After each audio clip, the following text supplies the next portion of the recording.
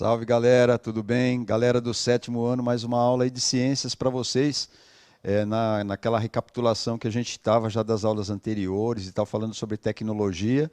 Espero que você tenha acompanhado as aulas anteriormente para você ter uma sequência no que a gente está e vai abordar nessa aula de hoje.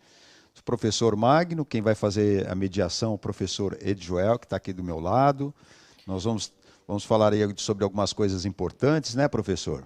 Sim. Então, bom dia, sou o professor Joel.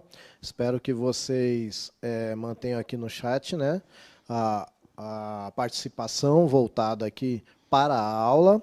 Quero dar boas-vindas, então, aos educandos, aos responsáveis, também nossos colegas professores que sempre nos acompanham aí, né? Os professores que nos dão aí a maior força, né, professor Joel, os PCNPs também aí. Um abraço a todos. Estamos todos juntos aqui na construção de uma ciência bacana para todo mundo, para toda a comunidade, não é? Vamos começar pelas habilidades, então, do currículo paulista. A habilidade de hoje vai ser reconhecer e explicar como as tecnologias da informação e da comunicação estão presentes na sociedade. Feito isso, propor o seu uso consciente em situações do cotidiano e para o trabalho. Na verdade, para o mundo do trabalho, você que está envolvido aí pode até levar essa aula ao conhecimento do seu professor de projeto de vida, né, professor Joel? E aí, de repente, conversar. O tema que a gente fala hoje aqui para vocês, ele tem muito a ver com o mundo que a gente está vivendo hoje, mas também ele procura fazer aí até uma projeção para o futuro. E a gente sabe que no futuro, que é incerto, algumas tecnologias vão continuar avançando e vão precisar aí de pessoas especializadas que gostam de determinadas coisas e tal. Então, acho que isso tem tudo a ver com a aula de projeto, com o seu encaminhamento para o projeto de vida também. Mas, vamos voltar aí para a ciência. Qual o objetivo dessa aula do ponto de vista científico e tecnológico, né, que a gente não pode escapar? É possibilitar a análise e a discussão de que a evolução da tecnologia, associada ao desenvolvimento da comunicação, da informação e do armazenamento de dados, trouxe consequências socioambientais, econômicas e ao mundo do trabalho, dentre tantas outras. Quer dizer, muita discussão. Eu acho que uma aula só não dá, né, professor? Eu acho que é muita coisa. Mas a gente vai tentar. Como que a gente vai tentar fazer isso? A gente vai buscar informações, a gente vai refletir, vai resolver atividades e vai interagir no chat aqui com a intermediação do professor Edjoel, meu parceiro de sempre. Sempre lembrando, né, professor?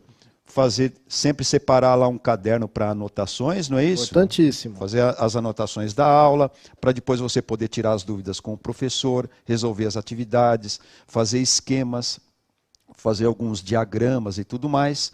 E não esqueça, né? Identificar sempre lá no alto da sua folha, no seu caderno, do seu bloco de anotações aí, identificar a aula com data e título. Tá legal? A gente está acompanhando o caderno do caderno do aluno, então o seu caderno aí, ele deve ter esse complemento que são essas anotações. Tá legal?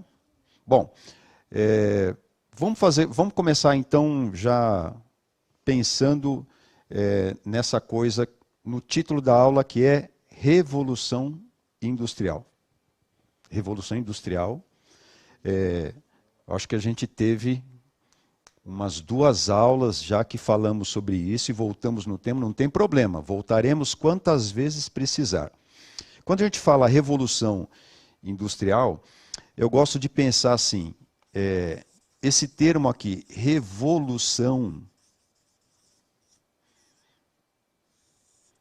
eu gosto de pensar que ele nos remete a um ciclo que abre e fecha, uma coisa esférica, um ciclo, né? Então a gente tem, por exemplo, um ciclo fechando num determinado período de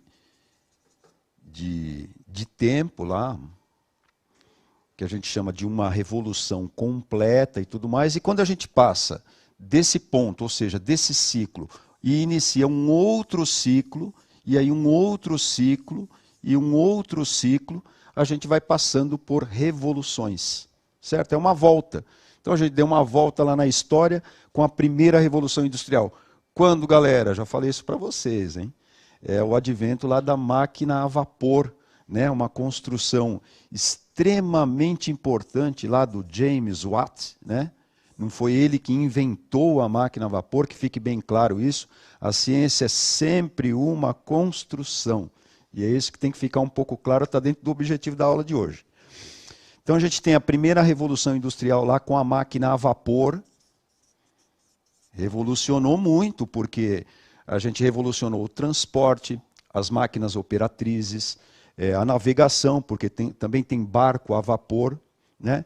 Depois disso, teve uma grande revolução também, a gente considera como segunda revolução, essa daqui é a primeira, né? A gente considera como a segunda revolução industrial um período de, digamos assim, de desenvolvimento um pouco maior dos combustíveis, já falamos isso também com vocês, os desenvolvimentos das máquinas, proporcionados aí pelas engenharias, e marcam lá um período muito bacana que a gente destaca, a eletricidade, né? A eletricidade. Dá para ler aqui? Falei um pouquinho, mas dá para ler, né? Eletricidade. Aí nós temos a eletricidade, mas tem também um motor a combustão. Sim, porque a partir do momento que a gente tinha lá as máquinas a vapor, a gente foi melhorando a tecnologia para os motores e desenvolvendo também novas tecnologias e novos combustíveis, não é, professor? Sim. Criamos um problema, né? Porque sempre de origem fóssil e tudo mais. Bom, segunda revolução industrial, dá para você perceber aqui que já um grande problema ambiental sendo trazido na adjacência aí, que é o uso do combustível, não é, professor João? Então, é importante lembrar que assim, o homem não tinha essa ideia, né, de que estava causando este problema. Né? É inconsciente, lógico. Sim, porque às vezes, né, a gente fala e aí dá essa impressão de que, nossa, como todo mundo é malvado, né? E até mesmo quando fala, tá derrubando a floresta para criar pasto. Tá, mas é porque a gente come carne e a gente compra carne lá no açougue. Então tem todo um porquê e a gente faz parte desse porquê. Né, e a poluição não é diferente. Né? Quando se percebeu que pessoas estavam morrendo de morte súbita e não se sabia por quê, até se ligar ao monóxido de carbono, teve um tempo. Olha, com a segunda revolução industrial, a gente teve vários adventos, a gente começou a criar grandes tecnologias aí da informação lá nessa segunda revolução industrial. O telégrafo, o telefone, a televisão, os micro-ondas, os fornos de micro-ondas, perdão, enfim, as máquinas começaram a ganhar uma sistematização, uma mobilidade com o advento da eletricidade e até substituindo algumas coisas, algumas máquinas antigas que usavam a vapor e tudo mais. Isso foi evoluindo até chegar nos computadores, né? O desenvolvimento dos computadores, dos eletrônicos e tudo mais, isso um pouquinho na metade aí do século XX, a partir da década de 50, 40, do pós-guerra, mais ou menos, Segunda Guerra Mundial, Segunda Grande Guerra, e aí foram desenvolvendo. Aqui junto nessa esteira toda, perceba, está o próprio avião, né?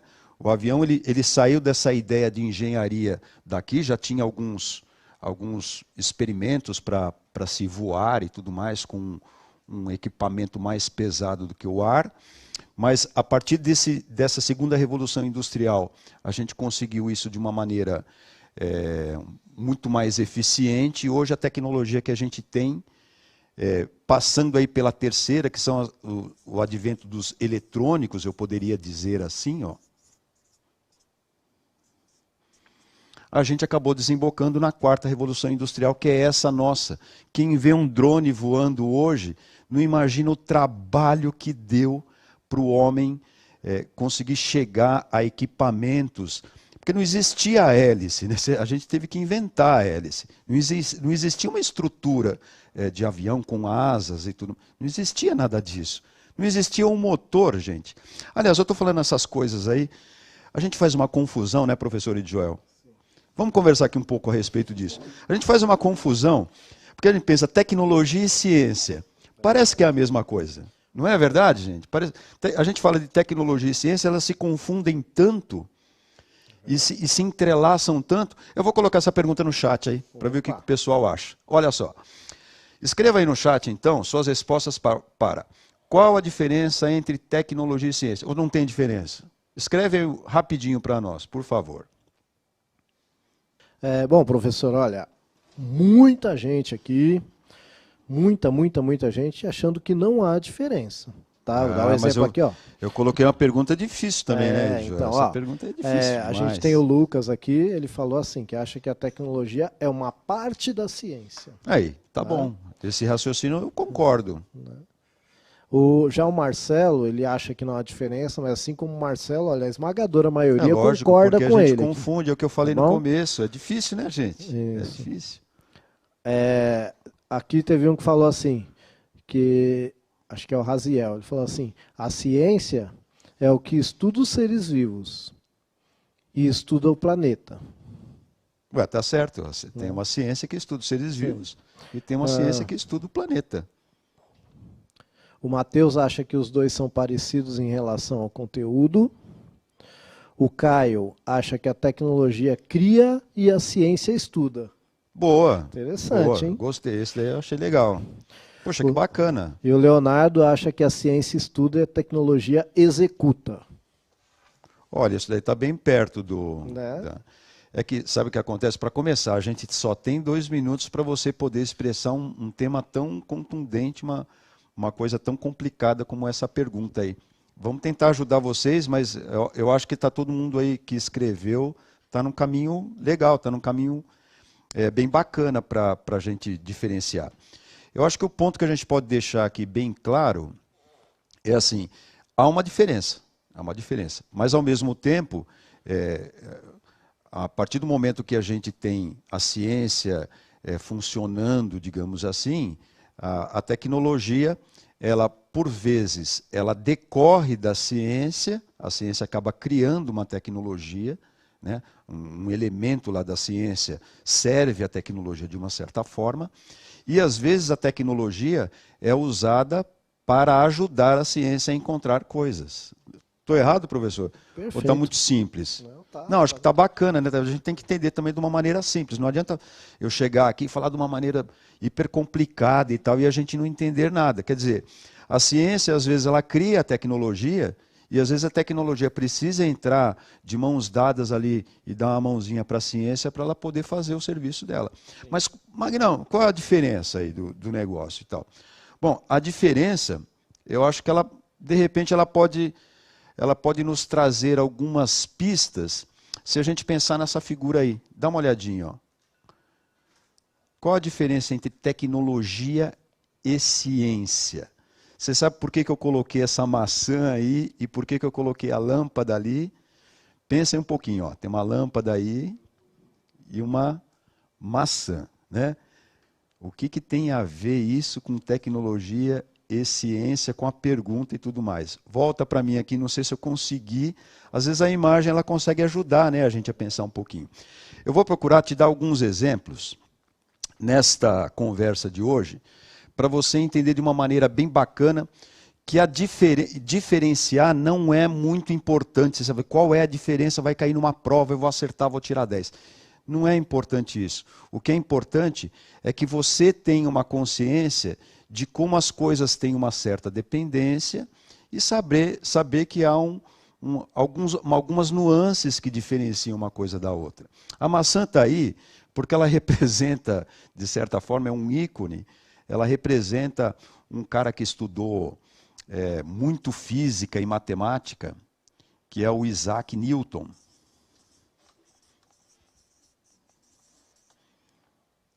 Mas isso há 500 anos atrás, né, gente? Aí, olha o que este camarada pensou há 500 anos atrás. Ele pensou o seguinte: vamos supor que aqui seja a Terra. Olha eu fazendo um modelo. Sabe o que a ciência gosta de fazer? De fazer modelos, de criar modelos para a gente poder entender. É claro que isso daqui não é a Terra, isso daqui é um desenho, só uma bola. A Terra não é assim. Né? Eu estou tentando modelar para você poder entender. Aí, para você entender também o raciocínio, eu vou usar esse elemento da ciência também, que é um modelo, e vou representar aqui uma montanha, tá vendo? É claro que não existe uma montanha tão grande assim na Terra, isso é um modelo, é só para a gente entender. Um pouquinho fora de escala. Né? Ó, e isso voltando aí, ó. Sir Isaac Newton que pensou nisso. Ele pensou o seguinte, olha, em teoria, estudando lá a ciência. Ele pensou, e dizem que ele pensou isso a partir da queda de uma maçã. Está aí explicado porque tem a maçã aí. Quando a gente pensa em maçã, a gente pensa um pouco em Newton. É uma lenda, mas é válido também, só para a gente trazer à luz aí alguma coisa lá da ciência, do Newton. Então, isso é importante. Não que seja verdade ou mentira, isso não importa muito. Ele pensou assim, o que acontece se você jogar uma pedra, se você subir no alto de uma montanha e jogar uma pedra? Olha, ela cai na terra. Beleza? E se você jogar com mais velocidade? Olha, ela cai na terra, só que ela cai mais longe. Aí Newton pensou o seguinte, se eu conseguir subir, se eu conseguir, é uma hipótese, tá? Se eu conseguir subir numa montanha suficientemente alta e conseguir lançar uma pedra com uma velocidade suficientemente grande, de forma que ela possa, é uma hipótese, ele só pensou nisso. Só que ele pensou teoricamente. De forma que essa pedra consiga atravessar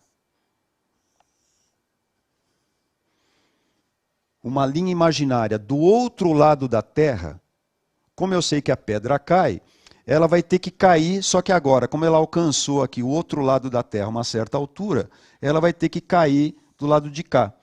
Só que ele pensou assim, essa queda especial com uma determinada velocidade de escape pode fazer um corpo entrar em órbita. Ora, o Newton nunca pensou num satélite. O que aconteceu 450, 400 anos depois? Ora, o homem pensou num satélite. Quem pensou no satélite foi a tecnologia. Cientista, tecnologia. Então, eu estava conversando com o professor Ed Joel aqui um pouquinho antes da aula. Aí eu perguntei a ele o seguinte, será que o Alexander Volta, quando ele pensou numa pilha, ou quando ele montou a pilha lá no laboratório dele lá e tal, ele pensou mesmo que a pilha seria uma geradora de energia? Provavelmente não. Ele só estava estudando o fluxo de elétrons de um polo para outro. Quando eu falo polo, é que você sabe, né, que a pilha tem um polo positivo e um polo negativo. Dá para ver aqui o polo? Dá, né? Ó. Polo positivo. Provavelmente, então, ele estava lá estudando, não é, Joel? A gente estava conversando a respeito disso. Então, às vezes, a ciência está fazendo um estudo de um determinado fenômeno, é aí que está a diferença. A ciência estuda fenômenos. Enquanto que a tecnologia pega algum advento lá da ciência que pode ter uma utilidade prática e dá uma utilidade prática para isso. Ó, eu tenho uma definição aqui, que eu acho que está bem bacana, deve estar no caderno do aluno também, alguma definição aí da tecnologia. Ó, abrange um aglomerado de ferramentas, métodos e técnicas que tendem à resolução de problemas, na parte prática. É uma aplicação prática do conhecimento em diversas áreas. Quer dizer, o Newton teve uma ideia lá de conseguir vencer a queda dos corpos com retorno à Terra, né? E a gente conseguir vencer isso colocando um corpo em órbita. Aí demorou-se um pouco. A mesma coisa aconteceu com o laser, né? O laser foi feita uma experiência no laboratório para fazer uma luz extremamente concentrada e tudo mais. Descobriu-se que aquela luz depois poderia ter diversas utilidades, até para você indicar com PowerPoint, com laser point e tal. Veja, a ciência ela não tem, na maioria das vezes, essa... Professor, pode falar. O Felipe Gabriel perguntou assim, se a tecnologia é mais avançada que a ciência. Não dá para avançar mais. A ciência, ela deveria, isso é na história, não é a ordem natural das coisas, não é essa, não tem essa hierarquia. Mas o que a gente tem evidenciado, como é o nome? É o Felipe Gabriel. Felipe, olha, o que a gente tem de dado histórico é o seguinte, a ciência ela sempre acaba estando com um passo à frente da tecnologia. Aí a tecnologia vem e dá uma aplicação. Eu vou te dar um exemplo bem simples. Em 1908, alguma coisa assim, já tinha alguns estudos sobre efeito fotoelétrico e tal, conduzidos pelo Einstein, 1905. E aí esse efeito fotoelétrico, ele era extremamente complicado de você entender, porque ele era um artigo científico de uma qualidade absurda sob o ponto de vista acadêmico. Efeito fotoelétrico. Ficou lá na academia, discutiu-se, e daí decorreu grandes avanços na área da ciência, sob o ponto de vista da física de partículas e tudo mais, até do próprio entendimento da luz. Veja, entender a luz nada a ver com tecnologia. E aí quando a gente desemboca aqui na quarta revolução industrial, ou da terceira para a quarta revolução industrial, a gente encontrou uma aplicação prática do efeito fotoelétrico, que é, grosso modo, como é que a gente tira uma foto, como é que a foto é captada pelo CCD da câmera do seu celular. O seu celular não tira a foto, né? Ele capta a luz, que é conduzida lá por um sistema tecnológico, digital, e converte isso em pixels, para você ter uma imagem processada. Tirar foto é antigamente, quando a gente tinha máquina fotográfica, não sei se vocês conhecem. Não era foto, professor, era retrato. Não era foto, era retrato. Retrato, isso é velho demais, gente. Meu Deus do céu. Aí desembocamos aqui na quarta revolução industrial, que é o assunto da aula de hoje, né? Que parece que está bem bacana. Se o pessoal está fazendo essas perguntas aí, eu acho que está bem bacana. E é isso aí. A gente tem que fazer pergunta mesmo. Espero que eu tenha respondido para você essa pergunta extremamente importante, que é: quem é que anda na frente? A tecnologia, acho que ele quis dizer assim, a tecnologia que dita as regras para a ciência. A tecnologia é mais avançada que a ciência. Então, às vezes, a tecnologia acaba forçando, sob o ponto de vista econômico, que a ciência avance. Eu vou te dar um exemplo preciso. Sabe qual é? Ora, a vacina contra o coronavírus. Né? A gente tem a ciência, a gente tem a pesquisa, ela já está funcionando, ela está lá no laboratório, só que a tecnologia, ela exige que isso seja rápido, né? Não pode demorar. Então, o que a gente tem que fazer? A gente tem que contar com a tecnologia para o processo avançar. E aí a gente até tem um pouquinho disso lá no finalzinho da aula, quando a gente já estiver abordando a quarta revolução industrial. Mas eu queria te colocar um problema já dentro dessa discussão tecnologia, e lembrando que eu peguei um objeto aqui e mostrei para você.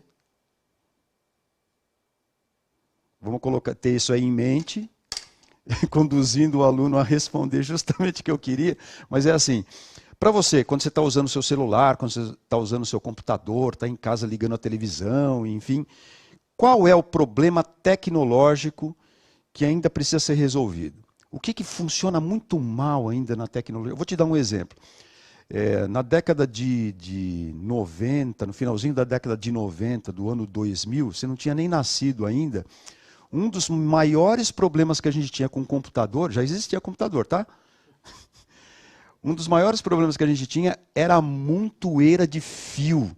Era tanto fio para você ligar aqui não tinha notebook, era caro demais. Então você tinha que ligar um monte de fio com mouse, com não sei o quê, com filtro de linha. Graças a Deus, quem olha um computador hoje fala assim, nossa, que alívio. Era um problema da tecnologia e ele resolveu. E hoje, qual é o problema que a tecnologia tem que resolver que está muito chato? Escreve aí no chat para mim um minutinho. Ó. Em sua opinião, atualmente, qual o problema a ser resolvido pela tecnologia? E qual o problema prioritário para você? A primeira coisa que ele teria que resolver. Um minutinho para você. Veio coisa boa aí, professor Joel? Então, assim, a gente tem aqui a Letícia, ela falou que acha que é a bateria. Então, mas ó, o que está sendo campeão aqui é a vacina do Covid. Ah, tá. É um problema a resolver mesmo.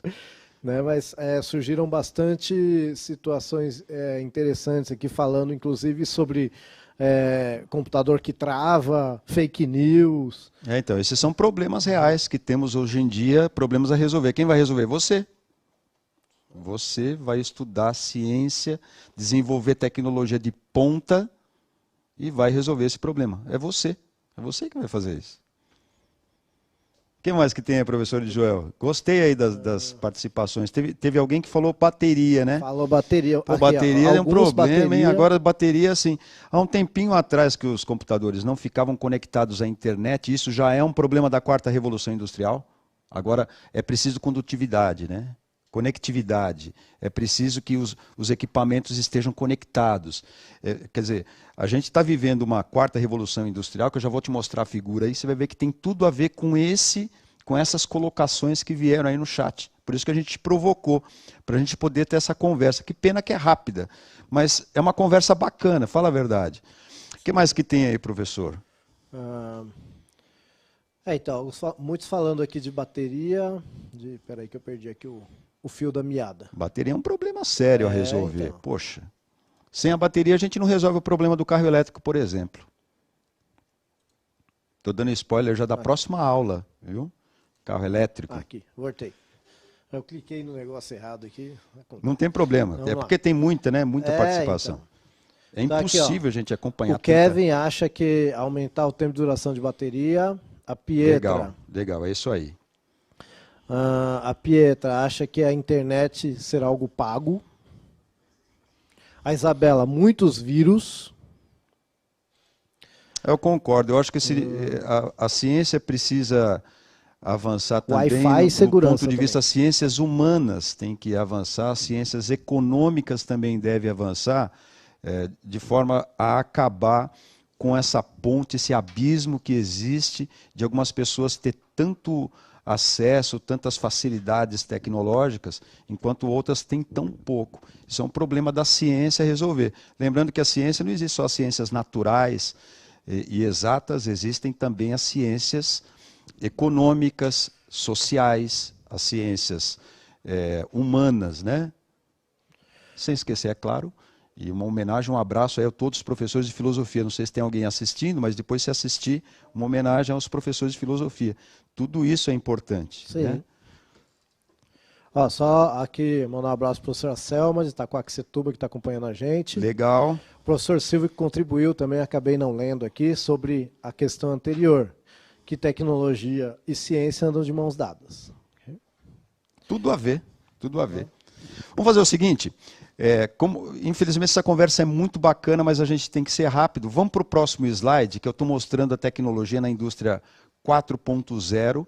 É uma figura, na verdade essa figura está aí no seu caderno do aluno, ela procura expressar a interligação das várias coisas que a gente tem hoje em dia, seja o transporte, seja as fábricas, seja as residências, o controle da poluição, o controle das informações também, o fluxo das informações e etc.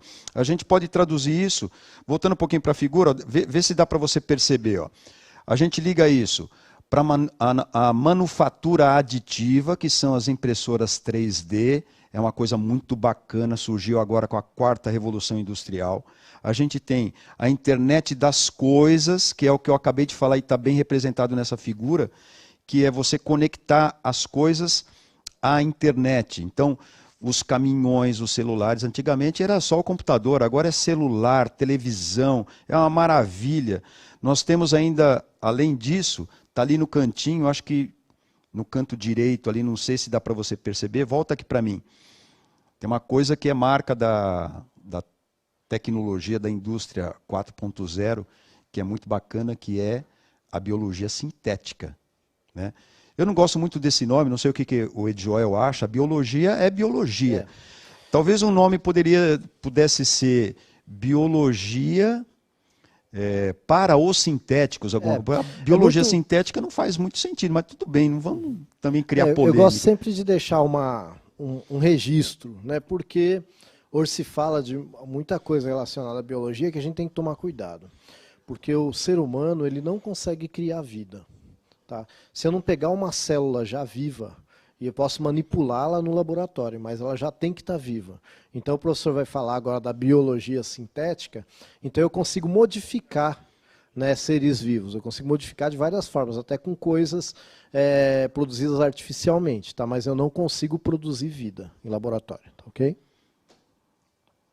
Tá, pode passar esse slide, por favor, que não vai ter essa Isso, vai direto para a explanação do professor. Isso, explanação do professor. Aí eu queria falar com vocês, isso que o Edjoel acabou de falar, uma das marcas da quarta revolução industrial, e a gente tem que tomar muito cuidado com isso, a gente tem muitas tecnologias e tudo mais, mas a gente nunca pode esquecer que somos seres humanos, né? A gente não pode esquecer, e aí tem algumas confusões, né, de que de repente a gente está inventando ser vivo em laboratório, que a gente quer copiar o ser humano para fazer um robô igual e tal. Isso é coisa de ficção científica e não creio que seja a ideia da ciência, pelo menos nunca foi essa, né? O que a gente quer avançar em termos intelectuais, né, de pesquisa, enfim, dessas coisas. Agora, eu quero trazer para você um outro raciocínio bacana, mas é um minutinho só, é só para fazer um teste com você, é uma coisa bem legal que eu preparei aqui, ó. Uma das coisas bacanas que a gente tem da quarta revolução industrial é o armazenamento. Aí só para você ter uma ideia, aqui no tempo da máquina a vapor, o armazenamento era carta, era livro, carta, imprensa, desde Gutenberg. Já com a segunda revolução industrial, com o advento da eletricidade, você pelo menos conseguia passar as informações, né? Você conseguia passar as informações via telégrafo, telefone, rádio, transmissão e tudo mais. E até da segunda para a terceira você já tem a invenção de alguns mecanismos muito bons. Aqui já tem um mecanismo de gravação de dados mecânica. E é isso que eu queria fazer uma brincadeira com você rapidinha, que é assim, ó. Além do armazenamento em nuvem que a gente tem hoje na quarta revolução industrial, pendrive ou CD, que você deve conhecer, qual o dispositivo mais antigo que você conhece para gravar dados? Quero saber de você, é uma coisa que eu tenho uma dúvida e uma curiosidade. Vamos deixar um minutinho para você responder. Você conhece algum outro dispositivo mais antigo de gravar dados? Vamos lá, um minuto?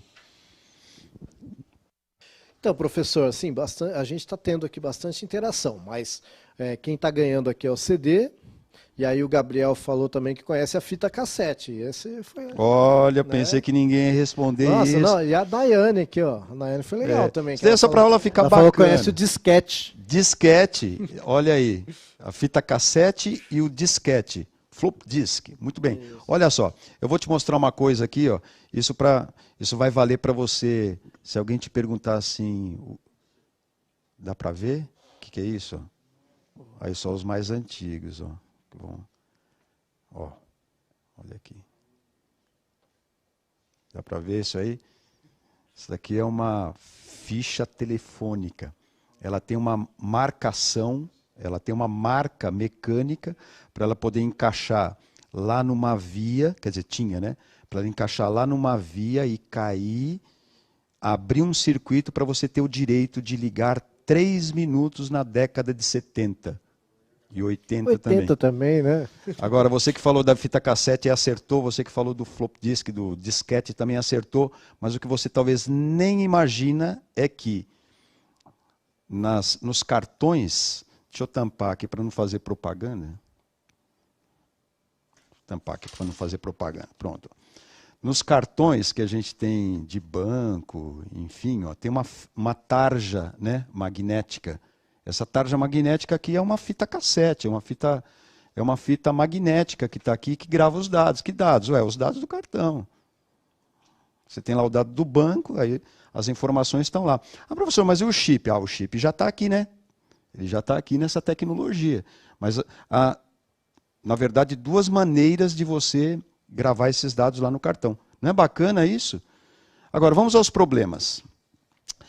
Mostra para mim esse próximo slide, por favor, que eu preparei, ó, só para fazer um... Olha aí que bacana, ó, que legal a gente lembrar do CD, da fita cassete, do disco de vinil. O disco de vinil usa gravação mecânica também. Bom, ela está acabando, mas eu queria colocar um problemão que a gente tem aí. E eu prometi que ia falar, agora vai ficar feio se eu não falar. É sobre a biologia sintética, né? A biologia sintética, ela traz uma solução para os plásticos, né, professor Edjoel? Porque o plástico, a gente já falou algumas vezes aqui, que ele polui muito o ambiente e tudo mais. A biologia sintética tem uma definição aí para você não ficar perdido, olha só. Ela parte do entendimento de uma célula como um modelo matemático comparável a um complexo circuito eletrônico. A biologia sintética busca entender o funcionamento de um organismo e a possibilidade de aplicar soluções para modificar seus propósitos por meio de reprogramação dos organismos. É diferente da engenharia genética, né, que você já tem o gene, né, e coloca lá. Aí o que a gente vai fazer é uma reprogramação. Né? Nessa reprogramação, a gente consegue reprogramar, por exemplo, alguns vegetais lá, algumas substâncias que já conhecidas, que podem produzir os plásticos sintéticos. Né? Os plásticos sintéticos, mas de origem biológica, que são biodegradáveis e tudo mais. Olha que solução bacana. Isso vem com a quarta revolução industrial.